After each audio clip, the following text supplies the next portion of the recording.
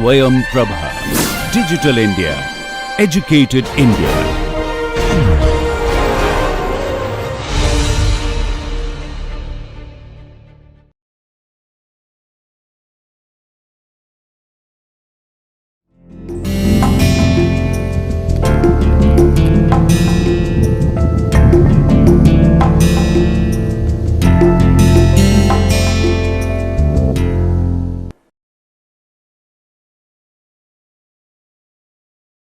Good morning, students. My name is Shad.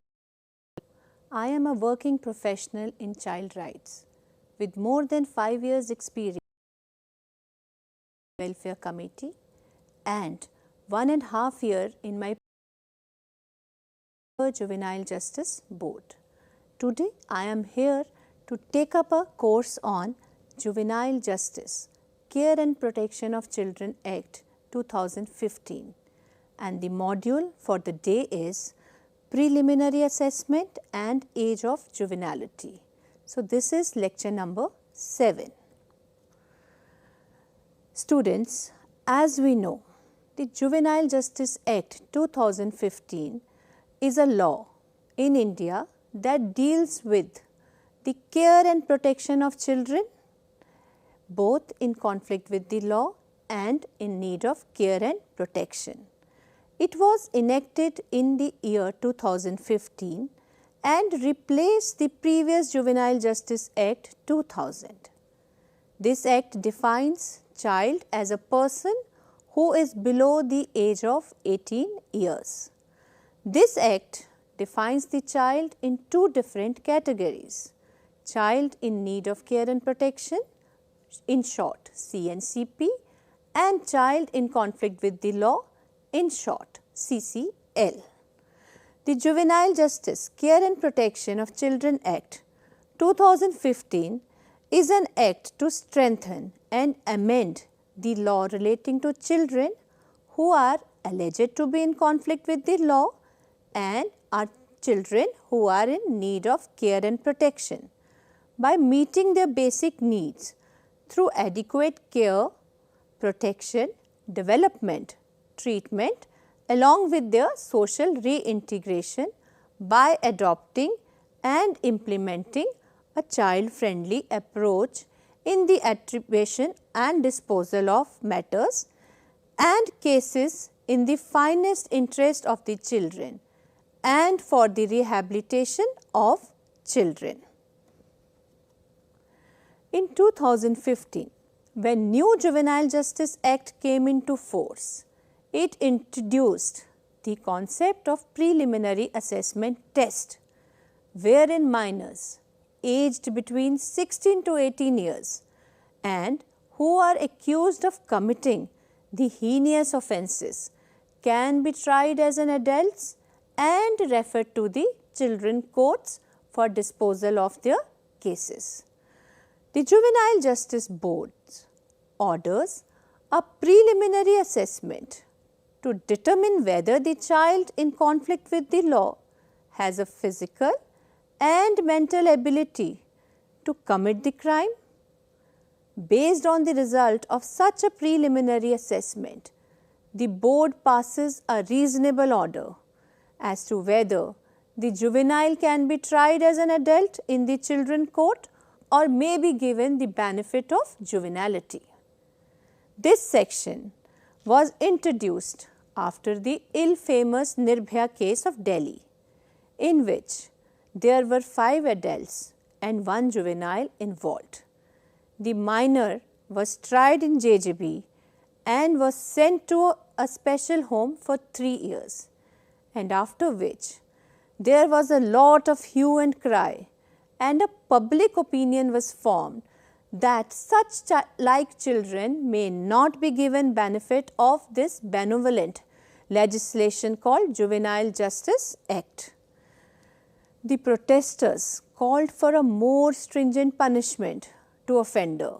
There were demands to reduce the upper age limit for juveniles from 18 to 16 years. Subsequently, a committee was formed headed by former Chief Justice of India J.S. Verma, which gave a unique concept of preliminary assessment test, which is a sort of inquiry, preliminary inquiry to determine whether the child in conflict with the law, aged between 16 to 18 years, having committed heinous offence, should be treated as an adult or should be considered as a child. Preliminary assessment test is based on research that although age plays an important role in person's life, yet his or her mental status can be made basis for determining criminality. So, let us see how the section 15 preliminary assessment is defined in the Juvenile Justice, Care and Protection of Children Act 2015. Section 15 says, Section 15 subclause 1, in case of a heinous offence alleged to have been committed by a child who has completed or is above the age of 16 years, the board shall conduct. Students, the word shall is used. There is no option of not going for preliminary assessment. The board shall conduct with regard to his mental and physical capacity to commit such offence, his ability to understand the consequences of the offence and the circumstances in which he allegedly committed the offence, and may pass an order in accordance with the provision of subsection 3 of section 18. Now see what the proviso of this section says. Provided that for such an assessment, the board may take the assistance of experienced psychologists or psychosocial workers or other experts. Now students, here the word may has been used. Above we read the word shall because the board has to order for preliminary assessment test, and when it comes to take assistance from the psychologist or psychosocial workers, the word may is used. Is either the board itself can decide that the child has committed a heinous offence by conducting a preliminary investigation on its own, or it can refer the case to a board consist of psychosocial workers, psychologists. And let us see the explanation of this section. For the purposes of this section, it is clarified that such preliminary assessment is not a trial, but is to assess the capacity of such child to commit and understand the consequences of the alleged offence. Subclause 2 of section 15 says, where the board is satisfied on preliminary assessment that the matter should be disposed of by the board, then the board shall follow the procedure as may be for trial in summon case under the Code of Criminal Procedure 1973. So, this section says when the board is satisfied that the child is a child, the board will keep the case of the child or the inquiry of the child with itself, provided that the order of the board to dispose of the matter shall be appealable under subsection 2 of section 101, provided further that the assessment under this section shall be completed within the period of specified section 14. So, children, section 15 says, if a child is between 16 to 18 years of age and is apprehended for committing a heinous crime, the JJ board will first evaluate the child's mental, physical ability to commit the crime and his understanding about the crime through an preliminary assessment test, either by forming a board or either by conducting that inquiry itself if the board has qualified members in its composition. Based upon the test report, the board may decide to handle the case itself or can decide to transfer the case of a child to the children's court. Board's decision is subject to appeal and can be challenged under section 101. 1. So, let us see what kind of crimes or offences are committed by children. They have been specifically differentiated under the Juvenile Justice Care and Protection of Children's Act. Petty offences, Section 2, Subclause 45. It includes those offences for which the maximum punishment under the Indian Penal Code or any other law for the time being in force is imprisonment up to 3 years. For example, assault and causing simple hurt are the cases of petty offences. Second kind of offence is serious offence. Section 2, Subclause 54 of the Juvenile Justice Act says, it includes the offences for which the minimum punishment under the Indian Penal Code or any other law for the time being in force is more than 3 years and not exceeding 7 years. So, the crimes or offences for which the punishment is minimum 3 years and but not more than 7 years falls into the definition of serious offences. For example, stealing, selling drugs, etc. Heinous offences, Section 2, Subclause 33. It says the offences for which the minimum punishment under the Indian Penal Code or any other law for the time being in force is imprisonment for 7 years or more. Example, murder, rape, etc. So, duration of preliminary assessment test. It is very important because the duration plays a very important role.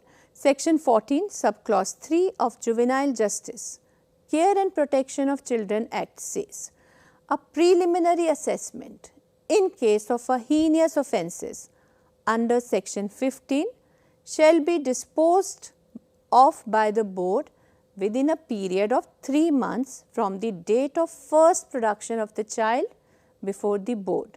So, when a child is produced before the board has to first see the kind of offence committed by the child, second the age of the child, and after seeing both the two things, the board is satisfied that the child falls within the bracket of 16 to 18 years and has committed an offence which is heinous in nature, the board shall refer the case for preliminary assessment. And to safeguard the best interest of the child, a period of 3 months is provided to the board for the order of preliminary assessment. This is made to ensure that no decision regarding the child is made in haste. Now, let us understand how we conduct a preliminary assessment test. Procedure of preliminary assessment test is enumerated in Rule 10A of the JJ Model Rules. Subclause 1. The board shall in the first instance see if the child is above the age of 16 years and the offence committed by him is a heinous offence. For the purpose of conducting a preliminary assessment in case of heinous offences, the board may take the assistance of psychologists or a psychosocial workers or other experts who have experience of working with children in difficult circumstances. A panel of such experts may be made available by the District Child Protection Unit, whose assistance can be taken by the board or could be accessed independently. While making the preliminary assessment, the child shall be presumed to be innocent unless proved otherwise. While conducting the preliminary assessment, the board of psychosocial workers, psychologists, should not be biased towards the child. They should not believe that the child has committed an offence. In fact, the stakeholders are bound to believe that child is free from any malified intention. 15 subclause 4 says, where the board, after preliminary assessment under section 15 of the Act, passes an order that there is a need for trial of the said child as an adult, it shall assign the reasons for the same, and the copy of the order shall be provided to the child forthwith. So, declaration of a minor as an adult has to be a speaking order, where all the situations which the board has considered for declaring him an adult should be enumerated in the order itself, and the copy of the order should be provided to the child at the earliest. So, let us try to understand how a preliminary assessment is conducted. This Act requires the Juvenile Justice Board to consider 4 aspects while assessing a minor for preliminary assessment. First, his mental capacity, his or her physical capacity, his or her ability to understand consequences of the offence, and his or her circumstances of the alleged offence. Physical capacity. Physical capacity is to be assessed with the age, height and weight of the child. Valid age documents is to be carried by the child at the time of assessment, because in many cases there is discrepancy in the recording of the age. In some schools, child has written some other age, and if he goes for a board examination, the age is recorded something else. And there are certain cases where discrepancies is there. The child should make ensure, or the board should make sure, that the valid age document is carried by the child at the time of his age assessment test. Age on Aadhaar card is not a valid document. While determining the physical capacity, it is also seen that whether the child at the time of committing the offence was alone or somebody was accompanying him, because knowing his physical capacity, if we say child is 6 years and he has been accused of lifting many gas cylinders, so apparently the board or the psychiatric evaluators can decide that it is not possible, that the physical capacity of the child is not as such that he can commit such crime. And they have to also look for any other disability. If a child is physically disabled, is there any other disability in the child due to which he has committed the crime or due to which he cannot commit the crime? That has to be taken care at the time of the physical capacity test. The second important evaluation is mental capacity. Mental capacity is a very generic term. It is very difficult to interpret this term. We can describe it as a problem solving skill, his sharpness, his decision making. In simple words, we can say mental capacity is intelligence, or in other words, where the child has intellect to commit an offence.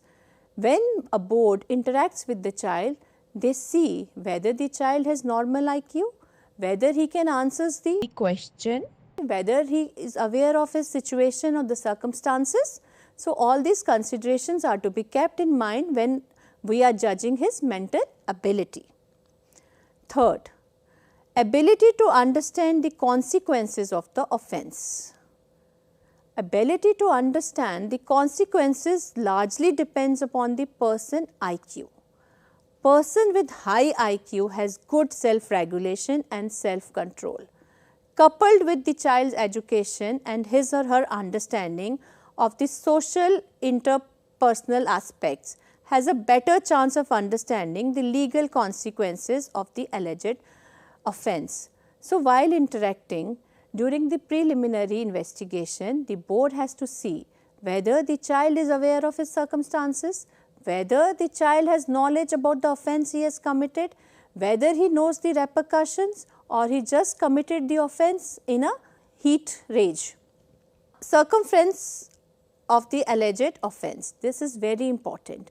We have to understand the circumstances under which the child committed the crime. First, we notice the family circumstances, second, social circumstances, community influence, peer pressure, poor parental control, substance abuse. All this information helps us to decide whether the child is a first time offender or he has a tendency to get into the deviant acts tomorrow. I will share a case history of a minor child who was booked for a case of a rape of another minor victim. The child during interaction informed that he belongs to a very poor city and had come to another city where he is living alone without any parental control. The child was of age 16 years. The child had no valid age documents, but his age ossification test got done, where it shows that the child falls within the age bracket of 16 to 18 years. Considering his best interest, the lower age limit was considered, but still the child falls into the age bracket of 16 to 18 years, and the offence committed by him was heinous offence. And during the preliminary assessment test, it was found that it was a first time offence committed by the child. He had no criminal record, he had no one to support at home, there was no moral value education at home. So, this before judging or reaching to the conclusion of the preliminary assessment test, all these factors are to be considered thoroughly by the assessment team and by the board before reaching to a conclusion that child should be remanded to the children court or remain with the JJB for the further trial. Preliminary assessment procedure.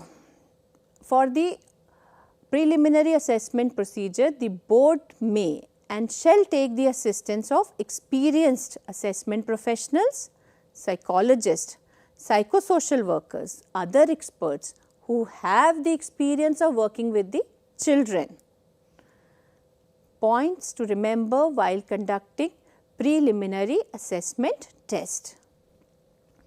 The law is very clear that preliminary assessment is not a trial and therefore is not a detailed, careful and in-depth analysis of the case. While conducting a preliminary assessment test, child should not be forced to admit his guilt. It is just a preliminary assessment of the circumstances of his mental and physical capacity. It is not a trial and he should not be forced to admit his guilt either before the board or before the assessment committee. It is prima facie an inquiry. This is an inquiry, it is not a part of the trial or inquiry against the child. It will only decide that the child will be tried by the Juvenile Justice Board or by the Children's Court. So, the preliminary assessment test is conducted with just one aim, whether the said child will be kept in the board or his case will be remanded to the Children's Court. No other observation is to be recorded at the preliminary assessment stage. While making preliminary assessment, the child shall be presumed to an innocent unless proven otherwise. This is also very important principle which has to be considered while conducting preliminary assessment. It says whoever is indulging in preliminary assessment test, they should not be biased towards the child. They should not look at the offence the child had committed. They should look upon the situations or the circumstances under which child has committed an offence. Objective of this assessment is only to evaluate the role of the child in the alleged offence as well as his mental condition and background. So, the preliminary assessment test is just to ensure whether the child has committed this offence all by on himself or in the peer pressure of his friends. So, the assessment is only to see the mental capacity, his mental framework at the time of committing the crime. Challenges of preliminary assessment. So, we all know that preliminary assessment is an important tool in the juvenile justice system which distinguish a child and make him an adult, and this is a very potent tool. So, what are the limitations and challenges the Juvenile Justice Board or the other stakeholders face when conducting this assessment test? First, can we assess the mental capacity accurately? So, let us try to understand this by example. Let us see a child who was friends with some other boys of his locality. And they had a common girlfriend, and they both end up having a fight over her. And during that fight, the two children hit each other, and unfortunately, one of them died and one of them left severely injured. So, this case, when brought before the Juvenile Justice Board, the board has to see first the age of the child and the kind of offence committed by him. Here the age of the child was 17 years and the offence committed by him was heinous. It was murder. So, and the board ordered preliminary assessment after almost 8 months of the alleged occurrence. So, can we say the mental capacity of the child is same at the time of the offence or after staying 8 months in the observation home, his mental capacity has changed? Because when any child enters into juvenile justice system, his whole ideology changes.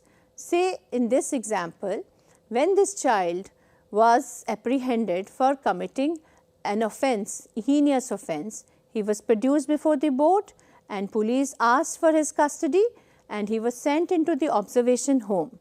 And in the observation home, he met some other children who were going through the punishments or facing inquiries. And after staying 8 months with them, the whole concept of the child changed. Maybe initially he was not aware about the kind of offence he has committed.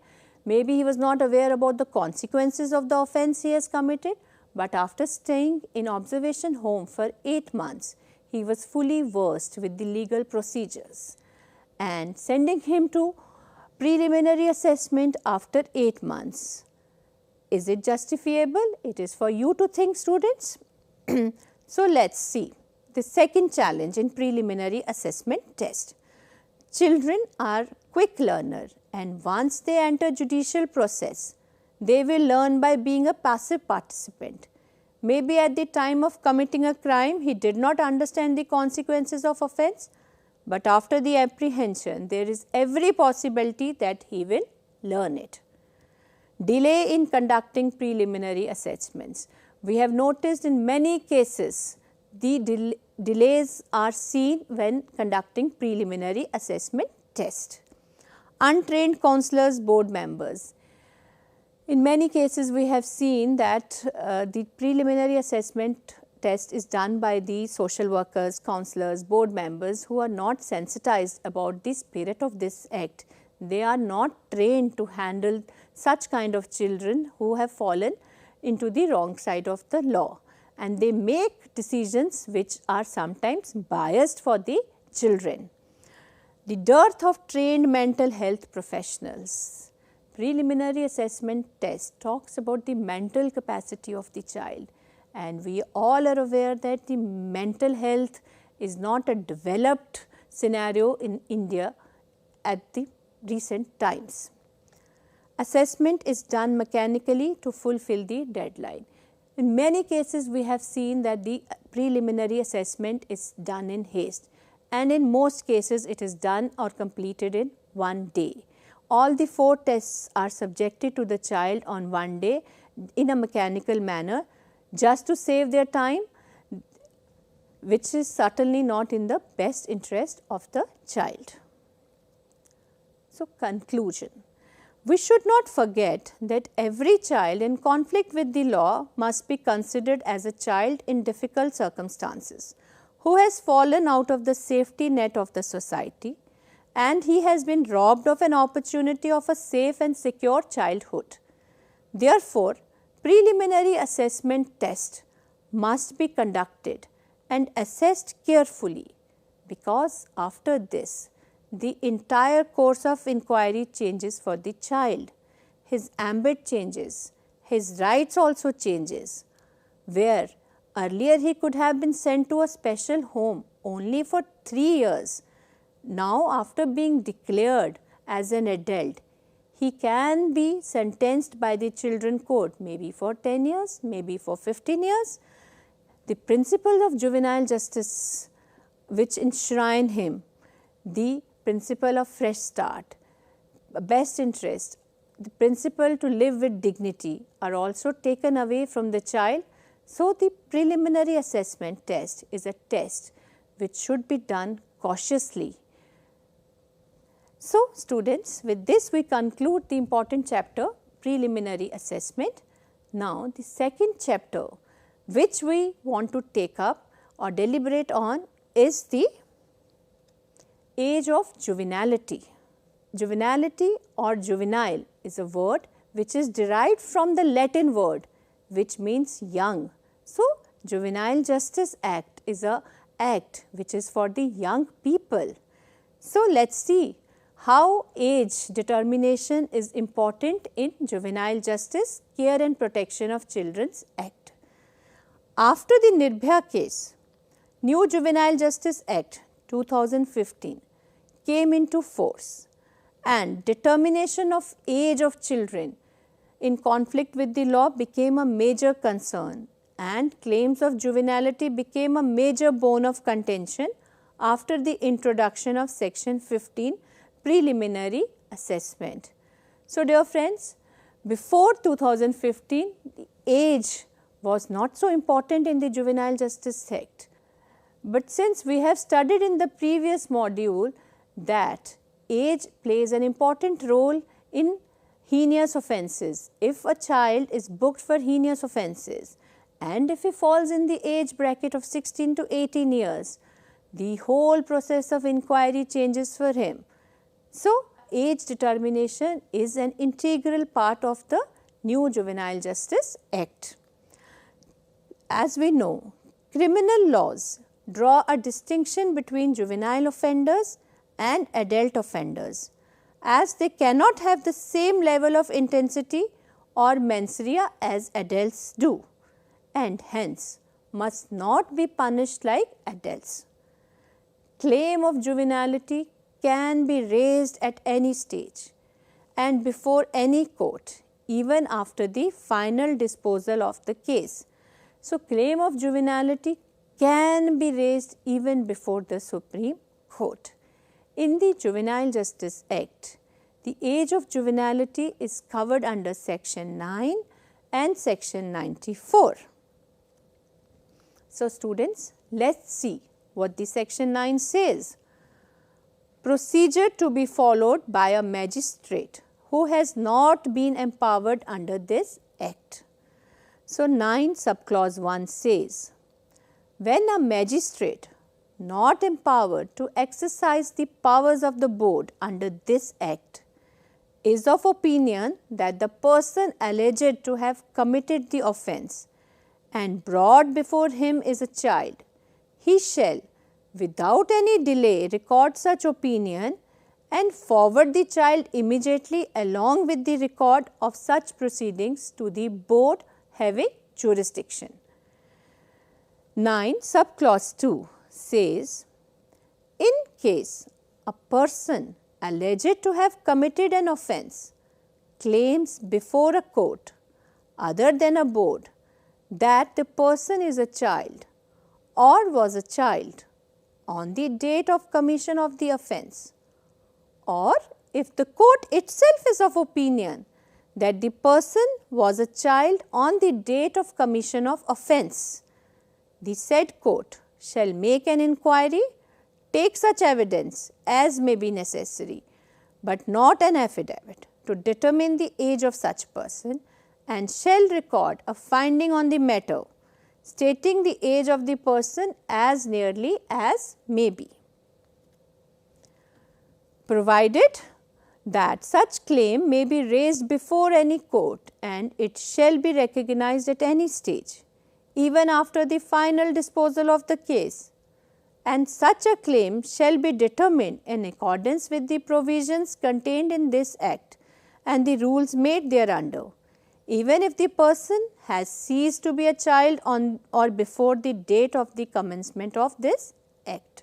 Section 9. Subclause 3 says, if the court finds that a person has committed an offence and was a child on the date of the commission of such offence, it shall forward the child to the board for passing appropriate orders, and the sentence, if any, passed by the court shall be deemed to have no effect. Section 9. Subclause 4 says, in case a person under this section is required to be kept in protective custody while the person's claim of being a child is being inquired into, such person may be placed in the intervening period in a place of safety. So, students, let us try to understand this section in simple language. This section is divided into 4 parts. The first part says, if a magistrate does not have the authority to make a decision, this means that if a child is produced before a magistrate who is not a principal magistrate as defined in the Juvenile Justice Board, a person is produced before a magistrate and the magistrate on the appearance can make it out that the person who is produced before him is not an adult, is a child. The magistrate itself can write an order and forward the child along with the case details to the Juvenile Justice Board of the concerned district having jurisdiction. Now, let us see what the section 9. Subclause 2.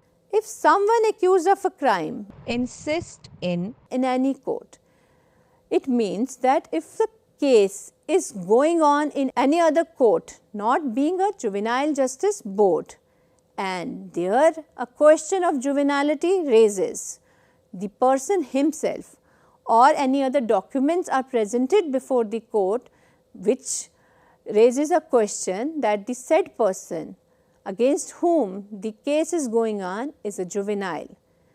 Now, the court in this case shall hold an inquiry. Court shall not transfer the case at the first instance. The court is supposed to make an inquiry to ascertain the age of the person who has claimed to be a juvenile. The court has to make an inquiry, and if in that inquiry it comes up that the person is a juvenile, the court may transfer its case to the concerned Juvenile Justice Board of the district having jurisdiction. And if the court concludes that the person did commit a crime, and in the third scenario, if the case is going on and the court is opinion that the person produced before that court has committed a crime, but a claim of juvenility is raised, the court must send young person to the juvenile board to decide what should be done next. Any punishment given by the court did not count, and the Juvenile Justice Board will take up that case from the fresh. And during all this period where a person has been produced before the magistrate, not being the magistrate of Juvenile Justice Board, a claim of juvenility is raised at any stage, the person shall be kept at a place of safety and not inside the jail at any cost. So, the other section which explains the determination of age in the Juvenile Justice Act is section 94. So, section 94 says presumption and determination of age. 94 subclause 1 says, where it is obvious to the committee or the board based on the appearance of the person brought before it under any of the provisions of this act other than the purpose of giving evidence, that the said person is a child, the committee or the board shall record such observations, stating the age of the child as nearly as may be, and proceed with the inquiry under section 14 or section 36 as the case may be, without waiting for further confirmation of the age. Section 94 subclause 2 says, in case the committee or the board has a reasonable grounds for doubt regarding whether the person brought before it is a child or not, the committee or the board, as the case may be, shall undertake the process of age determination by seeking evidence by obtaining the date of birth certificate from the school or the matriculation or equivalent certificate from the concerned examination board if available, and in the absence thereof, the birth certificate given by corporation or a municipal authority or a panchayat, and only in the absence of 1 and 2. Here please pay attention, the word is only in the absence of 1 and 2. If there are no certificates from the school, if there are no certificates from the municipality or the panchayat, then only the child shall be sent for the ossification test. Now, let us see what the subclause 3 says. And only in the absence of 1 and 2 above, age shall be determined by an ossification test or any other latest medical age determination test conducted on the orders of the committee or the board, provided such age determination test conducted on the order of the committee or the board shall be completed within the 15 days from the date of such order. So, let us see what the section 15 subclause 3 says. The age recorded by the committee, section 94 subclause 3 says, the age recorded by the committee or the board to be the age of person so brought before, it shall for the purpose of this act be deemed to be the true age of that person. So, let us try to understand section 94 in detail. Here section 94 subclause 1 says, if a child is brought before the committee or the board and it is clear to the board or committee just on the appearance of the child that he is a child below the age of 18 years, the board or the committee did not require any other document to go ahead.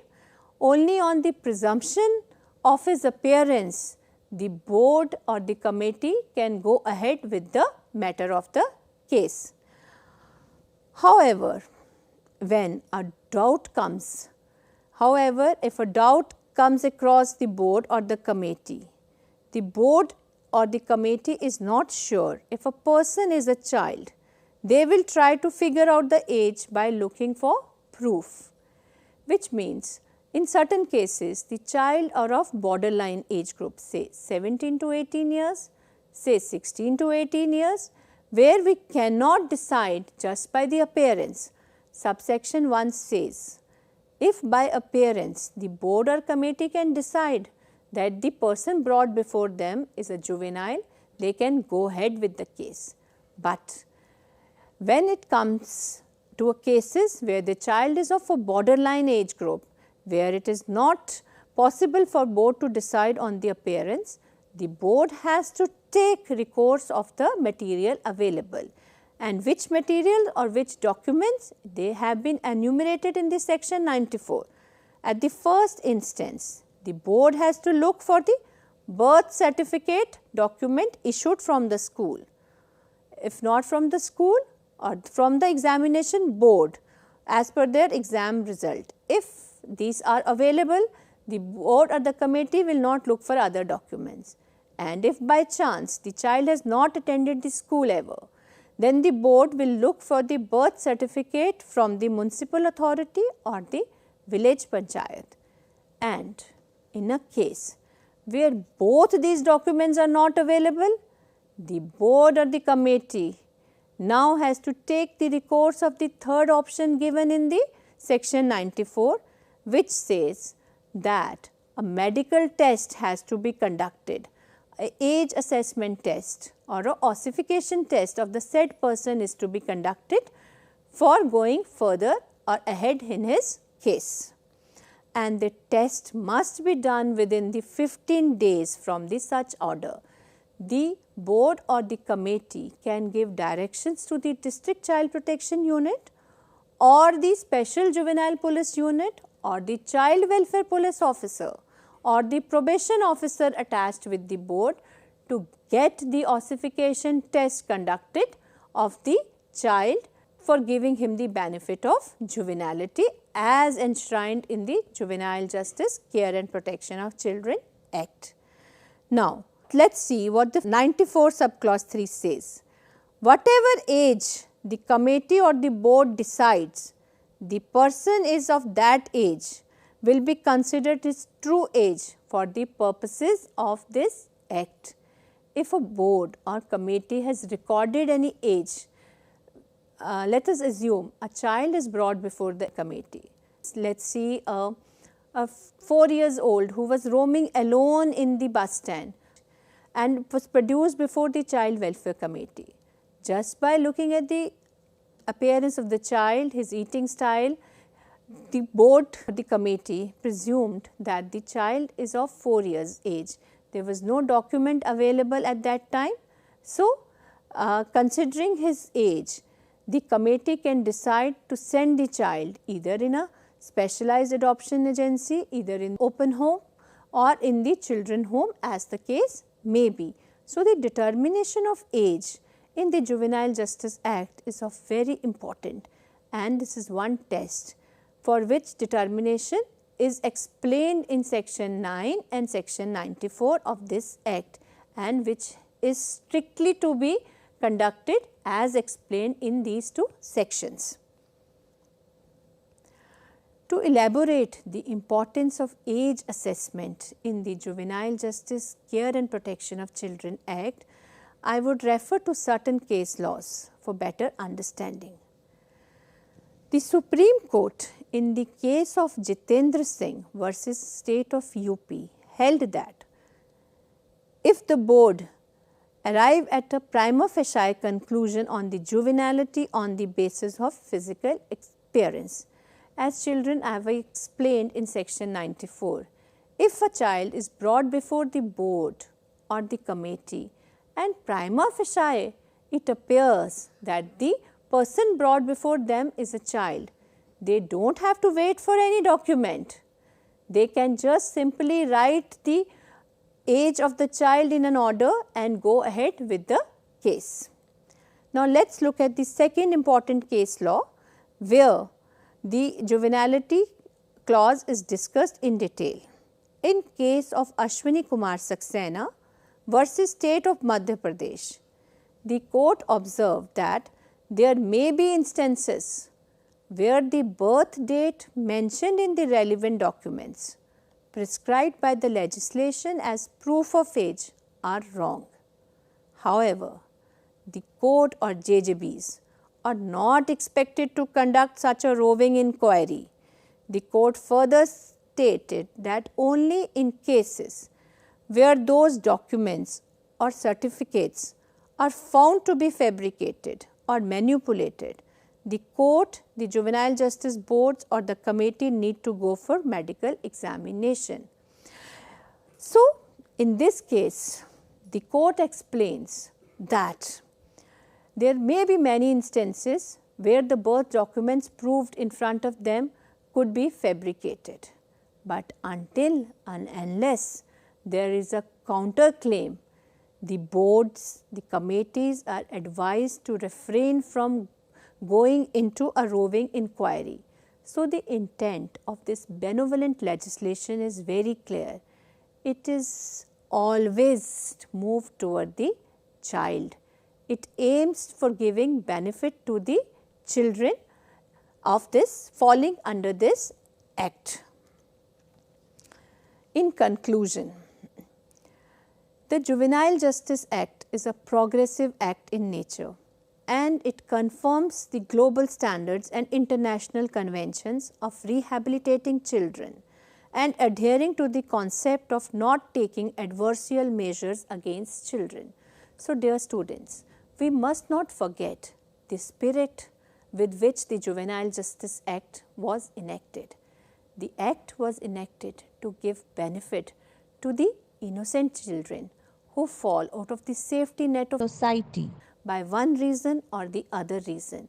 The act favors the child, the act favors the youth, the act favors this belief that children are entitled to love, care and nurture by their families, and if given a second chance, they will reform and will become a productive citizen of our country. And in order to establish juvenility, the age of the accused at the time of committing the Crime or offense. must be determined, not at the time when the child was apprehended. Maybe the child was apprehended when he has crossed the age of 18 years, but when he committed the crime, he was below 18 years. So, he is entitled to the benefits enshrined under the Juvenile Justice Act. Principle of fresh start. If he has committed an offence when he was below the age of 18 years and he was apprehended when he was 21 years, the police officers are bound to burn or destroy all his records, because he is entitled to a fresh start. No disqualification for an offence committed by him when he was a child should be attached to him.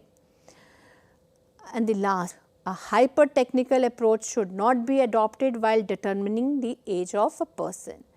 The courts in many of their judgments have explained it, that if there are two claims, the claim which goes in the favor of the child should be accepted.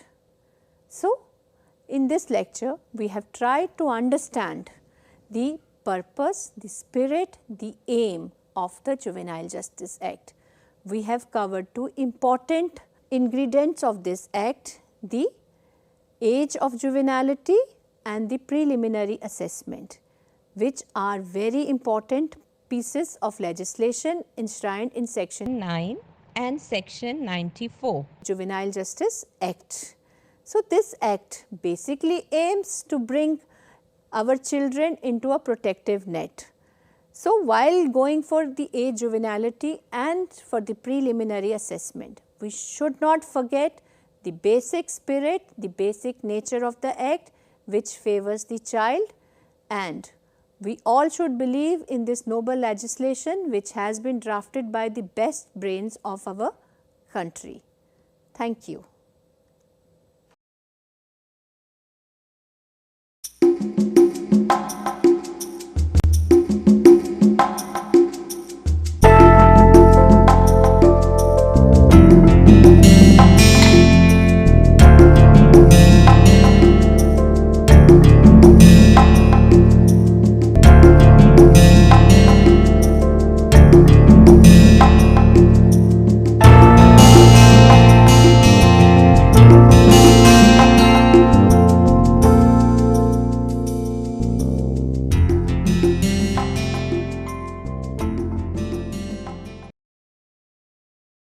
Hi, my name is Gillette Sam and I teach sociology at IIT Kanpur.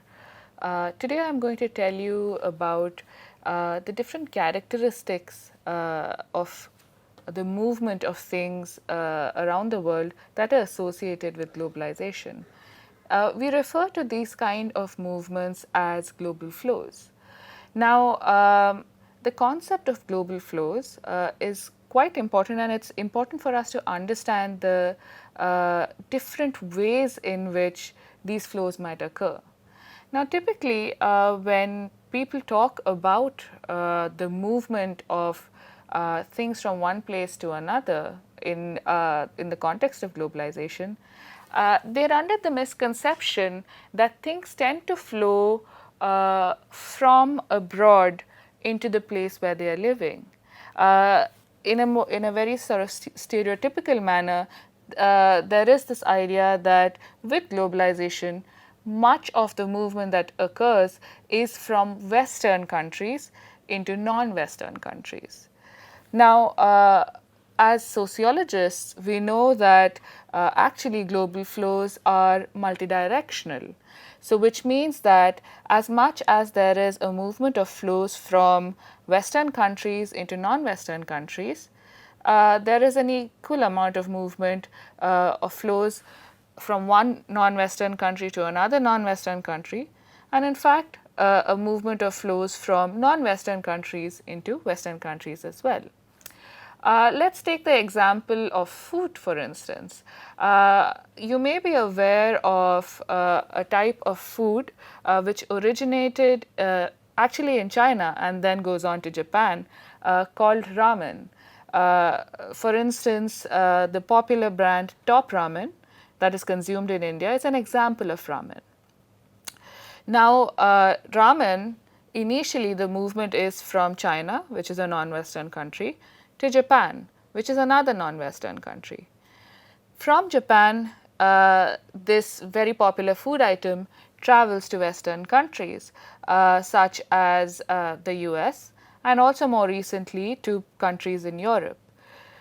So there you have a movement from a non-Western country to a Western country. And in fact, now we have very specific types of ramen being consumed in metropolitan centers in India as well. So there's another movement from a Western country to a non-Western country, which is India. So global flows in that sense are multidirectional. A second aspect of global flows is that they could be interconnected. An easy way to think about this would be if you have relatives who are traveling from the US or the UK or Australia, very often you'll see that people request them to carry electronic items with them. They say, oh, can you please get me a laptop, or can you please get me the specific camera lens that I'm looking for. So here you see that the movement of people, which is a person moving from one country to another country, is connected to the movement of technological items as well. So global flows in that sense are interconnected with each other. A third characteristic of global flows is that we could see that they happen in reverse. In fact, they are called reverse global flows. An example of a reverse global flow would be a style of music that you may be very well acquainted with, which is Bhangra. Now, Bhangra music is something that originated, as we know, in the state of Punjab. Now, as you know, Punjab is also a state which has seen a lot of out-migration, not only to other parts of India, but also to other parts of the world. So as people migrated to other parts of the world, they took their music with them. So when people migrated from Punjab to the UK, for instance, they hung on to the music that they were familiar with. So Bhangra moved from little villages in Punjab to the major cities where people from Punjab settled to in the UK. While in the UK, over subsequent generations, this music was transformed. It was not only performed in its original version, but it was also performed with the addition of many different types of beats, which are more familiar to people in the UK. At one point in time, you see that this modified form of Bhangra comes back to India. We're talking about the 1990s, the 2000s. So here you see that that a form of music that originated in India moves out of India to the UK. It is modified a little and then comes back to become extremely popular in India again. So in some ways, this form of music is returning to where it started out, but in a slightly changed manner. We call this kind of movement as a reverse flow.